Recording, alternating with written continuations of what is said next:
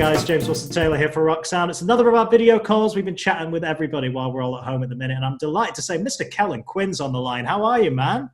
I'm doing all right, man. It's been real smoky. We've had a lot of fires here. Yeah. So Oregon's been hit pretty hard. And it's finally starting to kind of clear out, but we live in like a valley. So the smoke just kind of settles, and it's been like super unhealthy to breathe. So been forced to kind of stay inside.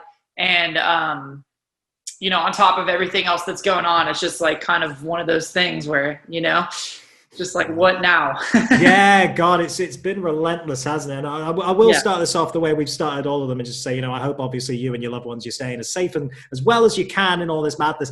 And to just kind of ask, you know, how have these last few months been for you? How have you been keeping busy when you guys kind of have a rare piece of downtime, really? Yeah, I've been trying to stay as busy as possible. I feel like when life is at like sort of a lull, it becomes kind of hard to bear, you know? So I've just been trying to stay as busy as possible, while also like not driving myself crazy. So it's like kind of a fine line of that, you know? Yeah, it's always tricky, isn't it? But it's good to keep creative, and you know, case in point, let's talk about this latest release. You've got this new EP that's just kind of come out. Yeah. Loads I want to ask you about it. I guess we'll start with one of the obvious things that struck me is that you're going under the name, at least for this project, it's Downer Inc. is what it's kind of labeled as. Mm-hmm. Two questions there, I suppose, like why Downer Inc.? Why did you feel like that was the name to fit the project? But also, why did you decide to go against naming it a Kellin Quinn solo project, a Kellin Quinn EP? Yeah. So I've never been a fan of like the whole just naming it your own name solo project vibe. I feel like it's another project for me, and I wanted to dub it like its own entity. And, you know, like, I don't know if it'll be like one release or if there'll be future releases in the future. It's just like one of those things that, kind of helps me keep the gears going in my brain while being home and staying busy. So that's really what it was. And the name Downer Inc., I honestly, like, I thought it was kind of a fun play on making music that sounded somewhat happy, but talking about kind of bummer subject matter and creating a landscape where people could listen to something while being home or driving. Because Sirens is more in your face, and this is kind of something to just kind of put on in the background and just chill to. Yeah, no, I agree with that. It's a nice contrast, definitely, in terms of the material you're talking about. But yeah, it's got that kind of different vibe to it. Yeah, this is the EP, of course. It's called Whatever This Is. When was it kind of written then? Was this all during this lockdown period, or did you have little germs of the ideas beforehand? Yeah, it was all in the lockdown period. It kind of started with Years to See and Eyes to Hear was celebrating like the 10-year. Me and Cameron, the producer that did that album and our album Feel, just kind of started talking, and I said that it'd be cool to work on some music together. And he sent over an instrumental for what was Generation Z, and it just kind of started from there. And then we would trade ideas back and forth, and 6 songs came out of it. I'm really proud of them. Yeah, with Generation Z in particular, I suppose that's a good point to make there, because it does sound so radically different to the Siren stuff, and it's got a kind of almost like a kind of synth poppy feel to it in a really cool way. Like, what were the kind of influences going into it? Obviously, you wanted to try something different, but did you have particular soundscapes in mind for this? Yeah, I was listening to a lot of Crosses by Chino from Deftones, and just kind of really enjoying that project from him.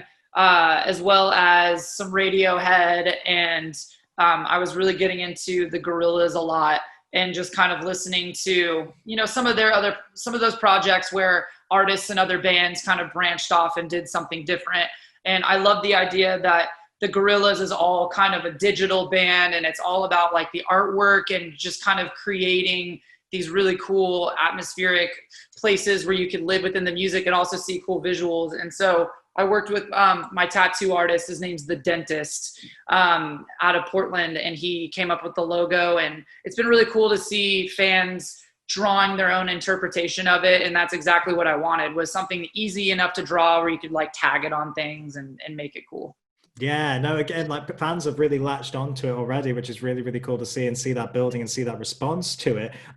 You say, you know, maybe you would think about more stuff to come within this world. Is that something you're actively thinking about? Maybe having some more material under Downer Inc. as a brand like that? Well, the problem is right now is that I'm just so deep in new Sirens stuff. We already have like 6 or 7 songs in that world right now. So that's kind of where I'm at with that. And I think that kind of takes priority. But we'll see what happens. You know, if I'm inspired, or if there's a song that I feel like doesn't work for Sirens that I could use, then we'll kind of explore that later.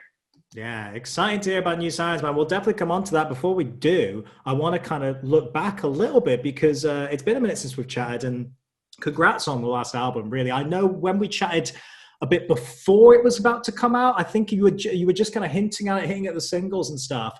And I remember you saying at the time that you felt like this was a real transitional record for you guys. Like, this was not make or break, but like you really felt like you wanted to take a different step to where you've been before and try all these things. Feels like a successful transition from where I'm sitting, but how do you feel about it?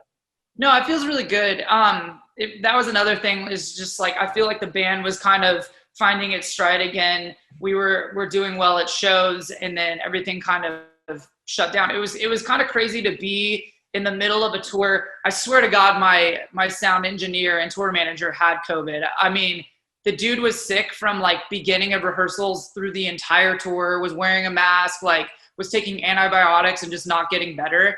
And so like we swear up and down that he had it. But just like crazy to be, I remember specifically being in Detroit and watching the news and this thing kind of growing, whereas like it was just kind of being talked about as something that was happening in other countries. And then all of a sudden, you know, there was cases like a few miles from where we were playing the show. And I remember being at meet and greet and seeing the news and being like, where's this, you know, town? And then having a kid be like, oh, that's like 15 minutes from us, and being like, whoa, this is like really weird, you know? And then getting home and then having everything just kind of like collapse was just kind of bizarre to see it unfold. But the band was in a really good place. And I feel like when we come back, it'll be awesome to be able to play like Talking to Myself and all the songs off of our album again. Yeah, where did Talking to Myself in particular come from, actually? Was that one left over from those initial sessions, or did you follow up with it afterwards? Like, when did that one actually come together for you? That was written in the middle of that last tour that we were on. Oh, cool. We had a day off in LA, and Zach, our producer, was available, and Jack wanted to go in and work on something, and I was like super against it because I was like tired. It was the middle of tour. I wanted to take a day off, but we went in there and ended up coming up with this really, really cool song that ended up being pretty successful for us. Yeah, and it really, like, it fits with the vibe of the album already, which, you know, as we've talked about before, you were aiming for heavier and you wanted to take that heavier sound back and really recapture those things. And I think you did successfully. Do you feel like with this new material you guys are working on the minute, are we still living in that area? Are we still pushing for heavy sounds from you guys at the minute? Yeah, of course. I think that, you know, the songs that we've been working on lately are just kind of like a continual like journey into that kind of space, more in like an angstier world. Though I feel like I know that Jack and I have just kind of made it known that this next record, we want it to be like that headline Reading and Leeds Festival album that's just like full of energy and bangers and just crowd participation and stuff like that. So like we're literally writing it with that in mind, so that when we can go back on tour, we've got an album that from start to finish is just keep the energy up, you know? Man, big live anthems. That's what we're aiming for, is it? Yeah, exactly. Man, exciting stuff, man. Very, very exciting.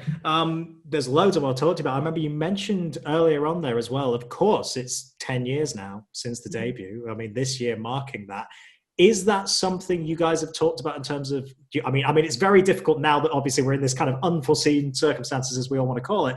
But are you going to mark that in any way? Have you thought about how you might want to mark it? So in November, we're planning to go to Nashville to do like 3 or 4 of our albums front to back, full band and live performance, like for a stream that we can do, kind of like on how Under Oath just did, something like that, where we take like a few of our albums and play them front to back, and then have one set that's just kind of sporadic and just, you know, a bunch of different songs.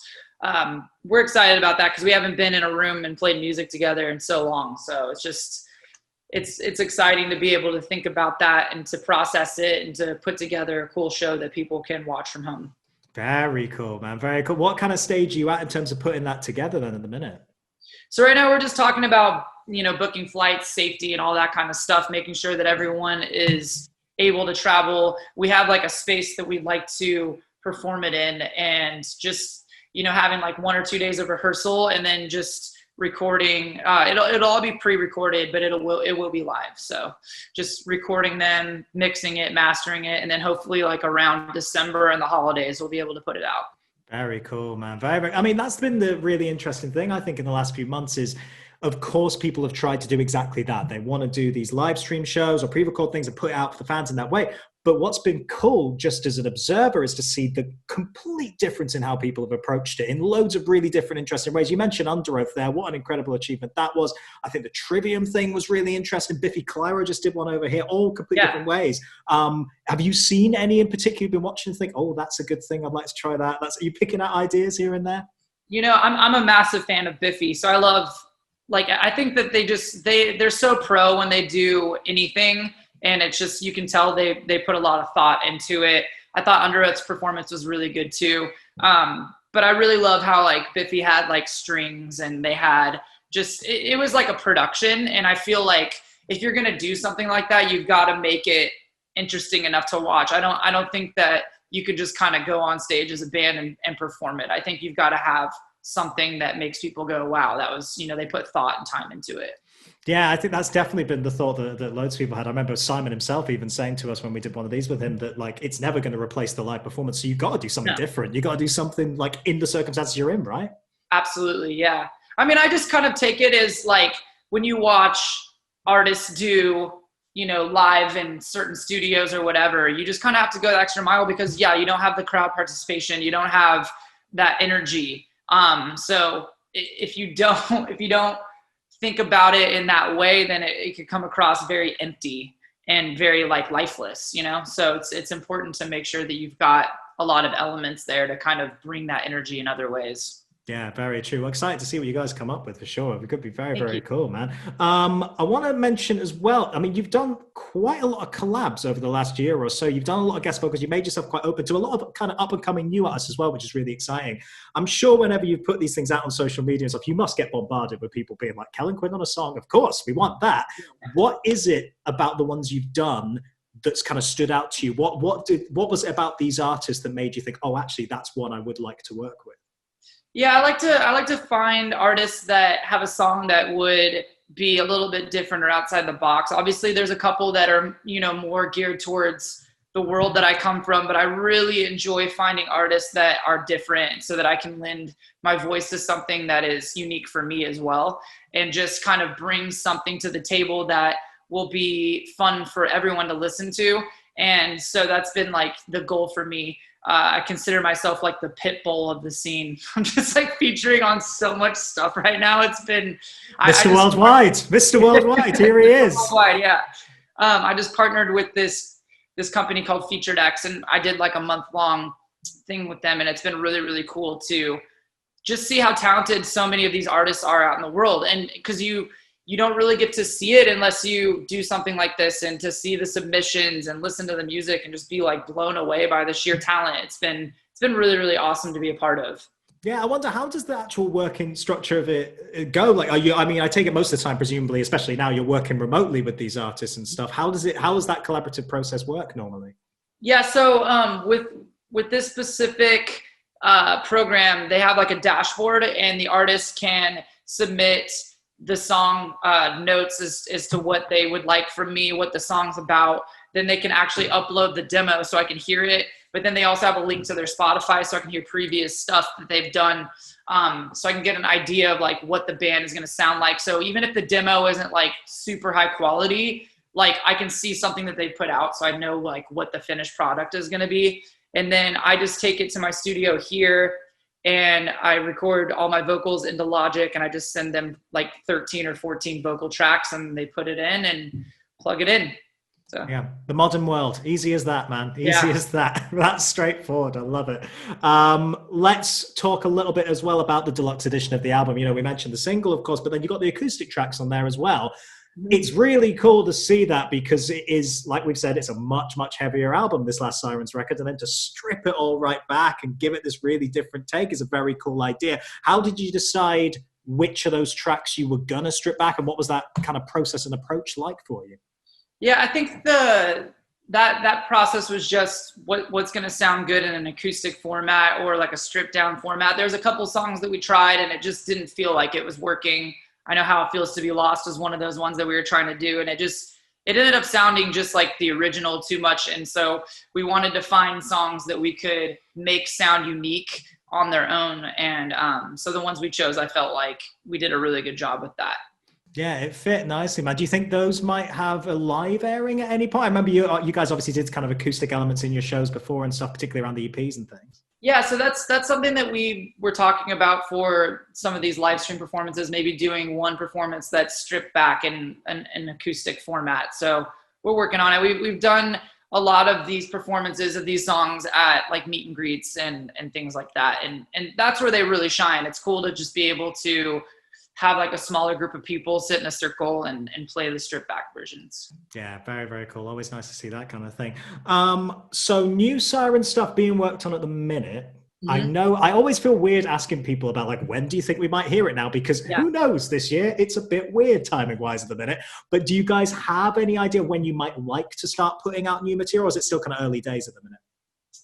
Yeah, it's still early right now. I mean, we have a few songs that we're like, damn, this would be really cool to put out like soon, just because of the energy and just kind of already the momentum from like talking to myself and just wanting to kind of keep the excitement up. But I also think that it's important to make sure that you illuminate the music when it's right. And so I think for us, it's going to be important to just be patient, as hard as that is, because I feel like right now in the world we're living in, it's all about more material and you feel like you're kind of getting lost in the noise. But also I think it's important to take advantage of that, and so patience and continually working on stuff, because our thought process could change in like a month. These songs might, we might write something that's way better, so we're just kind of waiting. Yeah, I mean, practically, how's it work? Because I mean, so have you got some guys living near you, or like I know some of the guys are in LA and stuff? Is it all kind of being done remotely at the minute? Yeah, so Jack has a couple buddies that he's been working with that are able to produce like pretty awesome sounding demos. So they'll work on the music and kind of talk with me about it. And I'll just take the music remotely and work on lyrics and melody. And we've been doing some songwriting sessions. I know that Mike Deuce and I are going to get together at some point from Lower Than Atlantis, because he did Leave It All Behind with us. And it was just such a successful song that I got to get back in a room with him. And I've shared with him some demos. And I know, Mike Deuce, he's one of those guys that just literally doesn't like anything. And so to hear him say how excited he is about the new direction of Sirens is getting me fired up. And he's really pumped to get in a room.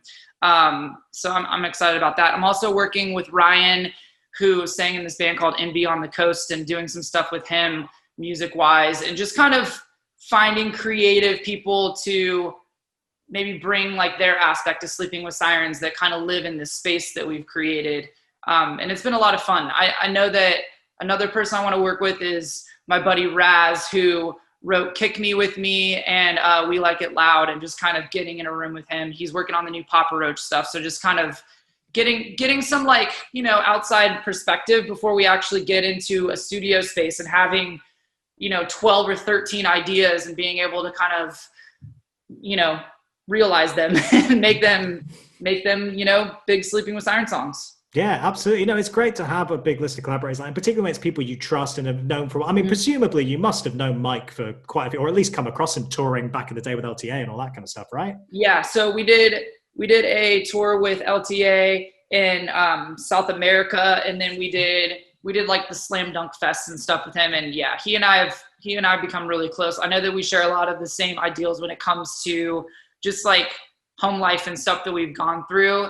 And so I'm really excited to actually work with him, because like on Leave It All Behind, he contributed like the riff and some of the music, but I've yet to like work with him on like a lyric and melody level. And he's so talented at that too. So it's going to be really cool to actually start a song from beginning to end. Yeah, that'd be really, really exciting. It seems like a very good match, particularly when you look at some of the stuff Sirens put out and then the Last Day LTA material in particular. Like, yeah, that'd be a really, really nice fit. I'd like to hear you guys work on that together for sure. Yeah, maybe I can get him to come out of Mosh retirement and feature on a song so that way he can join the stage and get people amped up. I want to ask you as well, kind of before we start to wrap things up, we got to talk live shows a little bit because everyone's missing live music. Of course we are. But you guys were quite lucky in a way that you did get to have some shows around this record before it all kind of hit in. So I'm just wondering, what are some kind of highlights, some kind of good memories? What did you discover about the album when you actually got it out in front of a crowd? What was kicking off? Yeah, I mean, Leave It All Behind goes off every single time. It was cool to like kind of open up the set with that song. And then Agree to Disagree has always been like, I feel like that one is just, it's crazy to see that song go off and to just kind of extend the musical section and have like a wall of death and just have like people, it was cool to see people getting amped about Sleeping with Sirens again, like people that maybe listened to us a long time ago that kind of went away for a bit, and see those people come back and be excited and stoked about it. It feels like our band was kind of getting into that nostalgic era a little bit.